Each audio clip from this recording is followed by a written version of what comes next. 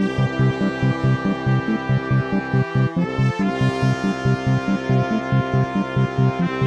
am Brianna Herrera, Jolie Leonard, Anastasia Quick, Christian Giordano. This is Rushton News and Reviews. Hello and welcome to Rushton News and Reviews. I'm Jolie Leonard. I have only been at Rushton for 1 year, but I have learned to love library. Today I'm joined by Mrs. Smith, the new library teacher. Thank you for being here. How are you? I'm great. Glad to be here. What made you want to be a librarian? So I started out teaching elementary music, and I was, after about 7 years, was looking for something new and wanted to get my master's degree.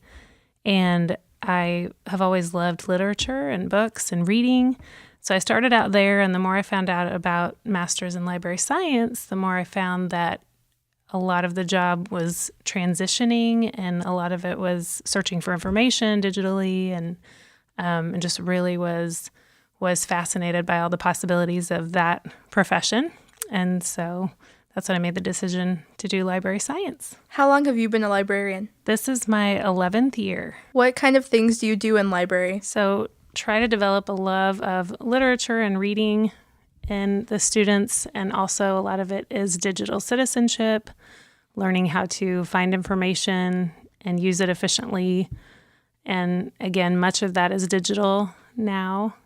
That's most of what I do with the kids. And then there's a collection development when the kids aren't here, like picking out new books and finding holes in the collection and filling those gaps too.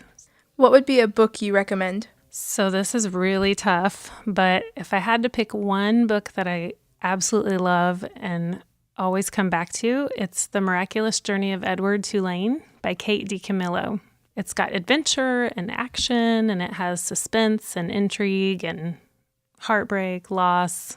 It's just a fabulous book. And Kate DiCamillo is really good at her use of language and just how she writes. It's beautiful. What about an author? So again, I love Kate DiCamillo, everything she's written. Also, I love everything Lois Lowry has written. She wrote The Giver. It's probably her most famous one.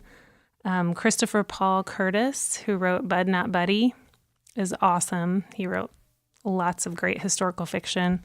I love everything he writes. And Gary D. Schmidt, Mary Downing Hahn, those are some of my other favorites. I'll be sure to check those out. Thank you for joining me. I'm Jolie Leonard. Up next, we have Brianna with Expectations. Thanks, Jolie. Last episode, we had a segment on being respectful, responsible, and safe in the classroom. Today, I'm joined by a second grader and a fourth grader to see how they are being respectful, responsible, and safe around the school. Thanks for being here. What are your names? Orphe. Elijah. How have you been respectful around the school? I've been respectful by helping others and helping the teacher out in classroom. Don't talk in the hallway.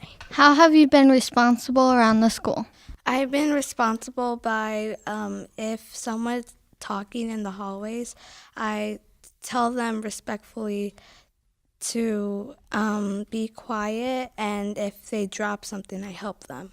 Follow the teacher's directions. What about safe?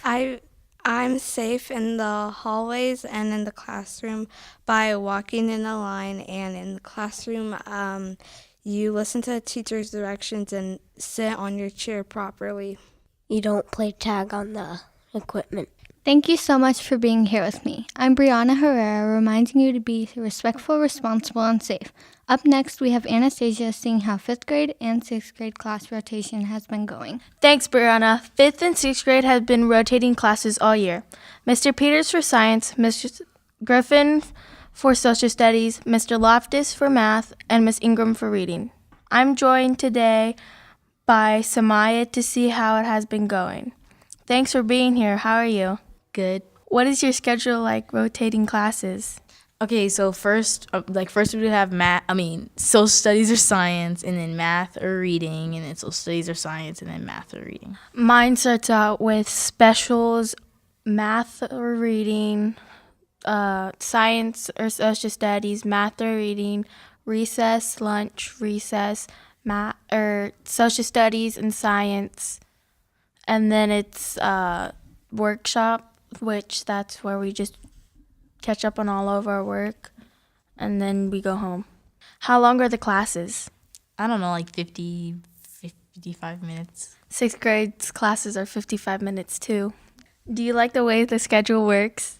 No. Why? Because I don't like how we have to rotate with 5th and 6th grade. I wish we could just like on Friday schedules, just go through all of them at first and then do free time or stuff just every day. I don't know if I really like it on some days because I'd rather have one subject first than the other on some days.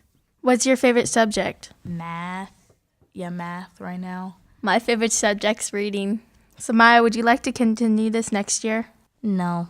Thanks for joining me. I'm Anastasia Quick. Up next, we have Christian on the Kansas assessment. Thanks, Anastasia.